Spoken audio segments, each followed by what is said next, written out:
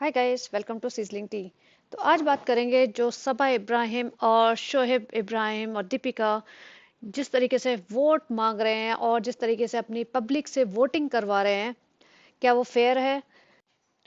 तो मैं आज देख रही थी झलक दिखला जा के जो सोनी लिव ऐप है उसके वोटिंग की टर्म्स एंड कंडीशंस।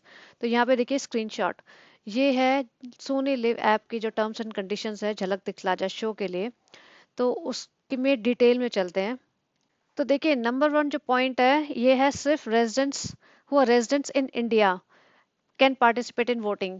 तो जो वोटिंग पीरियड है उस टाइम आपको वो बंदा इंडिया में होना चाहिए। मतलब ठीक है, सपोज आपने शो देखा और अब आप इंडिया से बाहर चले गए, तब आप बाहर जाके उस बंदे के लिए वोट नहीं कर सकते। जिस मोमेंट पे आप वोट कर रहे हैं आप उस टाइम इंडिया में होने चाहिए। एंड एक और चीज है कि participants must be at the age of 18 years. तीसरा पॉइंट है इसका कि the viewer is not under any disability restriction any kind of prohibition.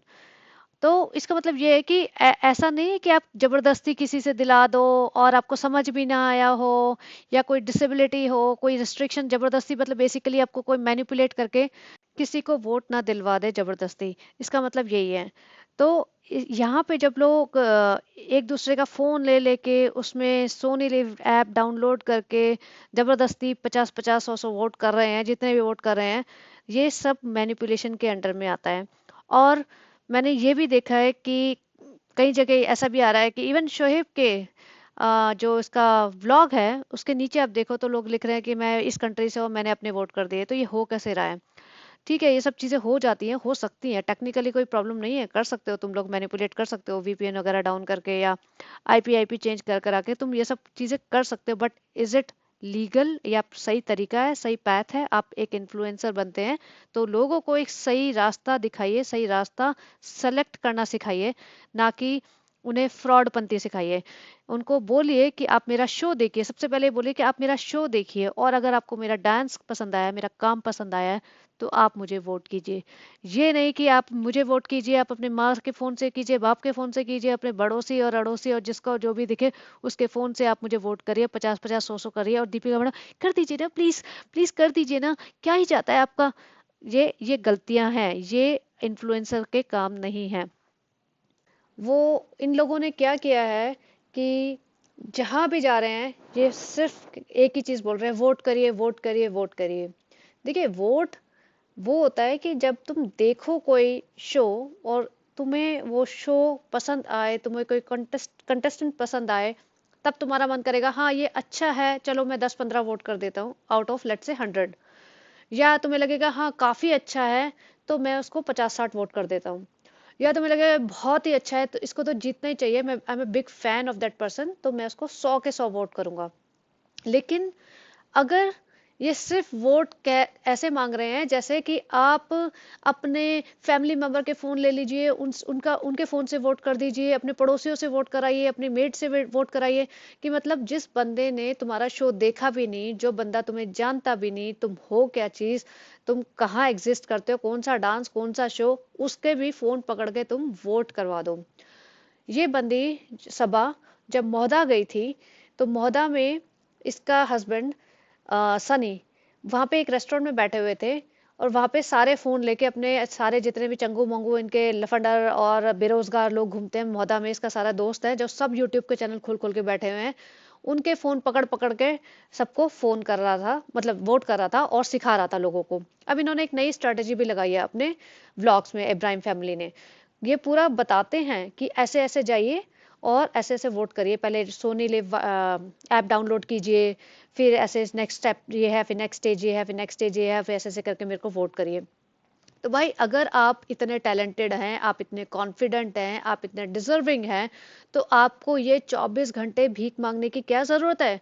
जैसे कि नेहा ने भी कहा कि जैसे कोई भी रियलिटी शो होता है उसमें एक वोट अपील करनी होती है, सब लोग करते हैं। और जितने भी कंटेस्टेंट्स आपके साथ हैं इस टाइम, बहुत सारे लोगों के यूट्यूब चैनल हैं, इंस्टाग्राम तो सभी का होता है आजकल, और ट्विटर वगैरह पे भी सब लोग एक्टिव रहते हैं। जिस तरीके से बौखलाहट और पागलपन और बिल्कुल लिटरली भिखारियों जैसा हाल आपने कर रखा है, उतना तो किसी ने भी नहीं किया। सबको थोड़ी सी सेल्फ रिस्पेक्ट है। सबने ये सोच रखा है कि हम अपने टैलेंट के दम पे जीतेंगे, हम अब अगर डिजर्विंग है तो जीतेंगे, हम मेहनत करके जीतेंगे। ये बंदे ऐसे हैं, ये फैमिली ऐसी है कि इन्होंने शुरू से ही, मतलब ये सबसे पहला जो राउंड हुआ था इसमें इसको लोएस्ट मार्क्स आए थे और ऐसा लग रहा था कि सेकंड राउंड तक तो ये बंदा बाहर हो जाएगा। लेकिन दीपिका मैडम की बिरयानी का जादू चल गया। बिरयानी, केक, लेमंटन केक और पता नहीं क्या क्या खाना जा रहा था सुबह से शाम तक। मैडम वहाँ जजेस का मस्का लगा रही है, प्रोडक्शन हाउस का मस्का लगा रही है। देखिए, दीपिका पहले से ही एक top actress, top lead actress TV show की रह चुकी है। उसको पता है प्रोडक्शन हाउसेस कैसे काम करते हैं। और जैसे मैंने पहले बताया कि इनको हर वोट से शायद 1 रुपया इनकम मिलती है प्रोडक्शन हाउस से। तो ये बहुत बड़े यूट्यूबर तो बन चुके हैं अभी। तो ये अपने आप को कहलाते भले एक्टर है, लेकिन है तो यूट्यूबर ही। तो क्योंकि एक्टिंग के दम पे तो ये जाने नहीं जाते, इनके शोज वगैरह कहीं चलते वलते हैं नहीं, तो ये यूट्यूबर ही माने जाएंगे। वो भी एक सर्टन कम्युनिटी को बेवकूफ बना के ये इतने सक्सेसफुल हुए हैं। ये अपना जैसे पहले रहते थे, जैसे होली भी मनाते थे लोग, दिवाली भी मनाते थे, दिए भी जला रहे होते थे, बिना हिजाब, बिना सर पे दुपट्टे लिए घूमते थे। ये वेस्टर्न आउटफिट्स पहनते थे क्योंकि इनको भोपाल से निकल के आए थे तो इनको मॉडर्न बनना था। अब ये अचानक से बैकवर्ड जा रहे हैं, बैकवर्ड इन द सेंस एक सर्टन कम्युनिटी को प्लीज करने के लिए। जो इनका मेकओवर हुआ है ना, वो सिर्फ यूट्यूब चलाने के लिए हुआ है। और जैसे इन्होंने यूट्यूब में देखा कि ओहो, ऐसा करने से तो हमारे मतलब फैन फॉलोइंग बढ़ी जाती है, और इन्होंने ये ड्रामा कंटिन्यू रखा जो अब इनसे बिल्कुल नहीं संभल रहा है, वो तो दिख रहा है। तो ये जो है, इससे क्या हुआ कि भोली भाली जनता इंडिया की, पाकिस्तान की, बांग्लादेश की, और जिस जिस एरिया में इनकी कम्युनिटी के लोग इनको देखते हैं, और भोले भाले लोग, मैं ये नहीं कह रही कि सारे लोग, सब लोग ऐसे नहीं होते, एक बकेट में नहीं रख सकते हम इन सब लोगों को। लेकिन जो पढ़े लिखे लोग हैं उनको तो समझ में आता है, उनको तो दिख जाएगा डिफरेंस, भैया क्या है, ये हिजाब है, ये सर पे दुपट्टा लेना हिजाब नहीं होता, तुम्हारी गर्दन दिख रही है, तुम्हारे हाथ दिख रहे हैं, आधे टाइम तुम सर पे दुपट्टा आगे पीछे करते रहते हो। और जिस तरह की हिपोक्रेसी है वो पब्लिक को दिख जाती है, जो भी थोड़ा सा समझदार है। लेकिन सारी जनता समझदार नहीं होती इतनी, और भोले भाले लोग इस इनके चंगुल में फंस जाते हैं। उन्हें लगता है ये आइडियल फैमिली है, ये एक जॉइंट फैमिली की तरह रहते हैं, अम्मी पापा भाई बहन ये सारे इतना प्यार से रहते हैं, सेलिब्रेशंस करते हैं, घूमते फिरते एक साथ हैं, ईद बनाते हैं। तो ये तो हमारे मतलब हमारे बहुत मतलब आइडल फैमिली हो गई है हमारे लिए। तो वो कम्युनिटी इनको एक्स्ट्रा सपोर्ट दे रही है, और इनको भी यही चाहिए। इन्हें कोई फर्क नहीं पड़ता कि लोग हमारे बारे में क्या कह रहे हैं, हम एक ढंग के डिजर्विंग कैंडिडेट दिख रहे हैं या नहीं दिख रहे हैं, जो हम कर रहे हैं सही कर रहे हैं या गलत कर रहे हैं, इन्हें कोई फर्क नहीं पड़ता। चैनल को कोई फर्क नहीं पड़ता, as long as channel is making money. लेकिन जो हिंदुस्तान की ऑडियंस देख रही है शो, शो पर से लोगों का विश्वास बिल्कुल खत्म हो जाएगा अगर ये बंदा जीतता है तो। इस बंदे को आपने इतना आगे तक ड्रैग कर दिया, ठीक है चलो, शो ने भी बहुत पैसा कमा लिया, लेकिन लास्ट में डिजर्विंग कैंडिडेट ही जीतना चाहिए। और डिजर्विंग कैंडिडेट इस टाइम मुझे मनीषा रानी लगती है। देखिए, वो एक फुल एंटरटेनर है, वो अच्छा डांस करती है, और मैंने उसके कई डांस देखे हैं, तो बहुत अच्छा स्मूथ डांस करती है। उसका ऐसा नहीं कि हाँ फ्री है, सांस चढ़ा हुआ है और झटके झटके वाले डांस कर रही है, और कोई वल्गर मूव उसके डांस में नहीं दिखा मुझे। और जनाब के तो आपने देखे हैं भैया, जनाब के अगर जिसने नहीं देखे ना, इंस्टाग्राम पे चले जाइए जनाब के, और जो पहली पोस्ट है ना उसका पहला फोटो ही देख लीजिए, आपको समझ आ जाएगा मैं क्या बात कर रही हूँ।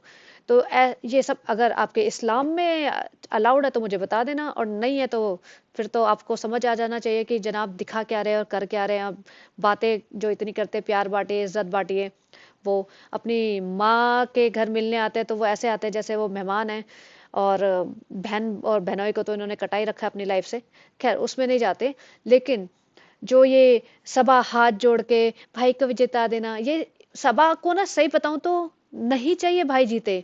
सबा को चाहिए कहीं ना कहीं मैं भाई और भाभी से ऊपर उठ जाऊं, और मैं उनसे ज्यादा पॉपुलर हो जाऊं, और मैं उनसे ज्यादा मतलब पैसा कमाने लगूं, ताकि भाई भाभी जो पहले थे ना और मुझे एकदम ऐसे देखते थे कि मैं किसी काबिल नहीं हूँ, आज उन्हें पता चले कि मैं कितनी काबिल हूँ। जैसे पिछले व्लॉग में बोल रहे थे, बन गई ना, देखो मैं बन गई ना कुछ। तो सपा जो कर रही है ना, क्यों सभा ने लास्ट में जाके ये सब शुरू किया? पहले तो इतने पिछले 1 डेढ़ महीने से तो वो कभी नहीं बोलते थे भाई को वोट दो इतना ज्यादा। लास्ट के 1 2 हफ्ते हैं तो भाई से ही प्रेशर आया होगा कि भाई बहन तेरे को 1 2 हीरे का हार अंगूठी में दिला दूंगा, तू थोड़ा सा तो अपने अपने फॉलोवर्स को बोल, मौदा वौदा में बोल। तो इन्होंने वहां पे जाके ड्रामा करा थोड़ा, और चलते चलते अपनी क्राउड को बोल रही है सबको भाई को वोट करना, सब लोग भाई को वोट करना। क्यों करना भाई? वो शो देखते नहीं है तुम्हें, वो तुम्हारे फैंस हैं बाय चांस, जो भी हैं तुम्हें देखते हैं। अगर तुम नाचोगी तो शायद तुम्हें फोन वोट कर भी दें, तुम्हारा भाई नाच रहा है। पहली बात तो इस्लाम में ये सब नाच गाना हराम ही होता है, जहां तक हमें पता है।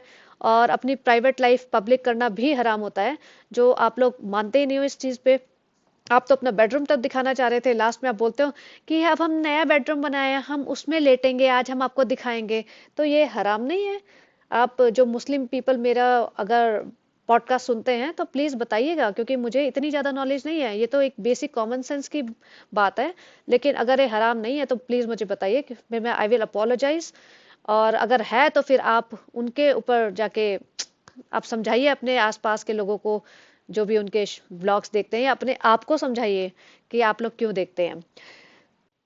और झलक वालों को भी इसमें पूरा इन्वेस्टिगेट करना चाहिए कि वोट्स आ कहाँ से रहे हैं और कितने लीगल वोट्स हैं। क्योंकि जिस तरीके से आपका शो का नाम खराब हो रहा है, तो आपके ऊपर जिम्मेवारी बनती है कि आप हर चीज़ की तहकीकात ठीक से करें, ताकि इस शो की इमेज है जो वो खराब ना हो, सिर्फ थोड़े से पैसों के लिए, जस्ट बिकॉज आप एक कम्युनिटी के बंदे को सपोर्ट करना चाहते हैं, वो रीज़न है। या आप सिर्फ आपने आपके पास पैसे आ रहे हैं उसके लिए आपको सब चीज़ें नज़रअंदाज करते जा रहे हैं। तो आपको थोड़ा सा देखना पड़ेगा, अगर आपको शो आगे के फ्यूचर ईयर्स में चलाना है तो पब्लिक का ट्रस्ट मत लूज करिए। कंटेस्टेंट्स तो कुछ नहीं कहेंगे बेचारे, क्योंकि उनको तो काम करना है इंडस्ट्री में, उन्हें पता भी चल जाएगा कि धोखा हो रहा है, उनके साथ गलत हो रहा है, डिजर्विंग कैंडिडेट नहीं जीत रहा है, वो कुछ नहीं बोलेंगे। क्योंकि अगर वो बोलेंगे तो वो आउटकास्ट कर दिए जाएंगे इंडस्ट्री से कि ओ ये आवाज़ उठाता है, ये लोगों को भड़काता है, या ये काम करने साथ में मिलके काम नहीं करता, जो भी मान लीजिए। तो कंटेस्टेंट्स तो आवाज नहीं उठाएंगे, वो तो पता चल गया है। लेकिन जनता का विश्वास तो मत तोड़िए। तो आप ना ठीक से, जो भी डिजर्विंग कैंडिडेट है आपको पता होना चाहिए कौन है, और आपको ये तो पता होना चाहिए कि एटलीस्ट ये लोग तो नहीं है, बाकी कोई हो चाहे ना हो, एटलीस्ट ये बंदे तो नहीं है। आपने ऑलरेडी इनको बहुत खींच के आगे ले आए हो, आगे डिजर्विंग कैंडिडेट को ही ट्रॉफी देना। तो चलिए गाइस, इतना ही कहना था। तो बने रहिए, and please like share and subscribe, and have a great day.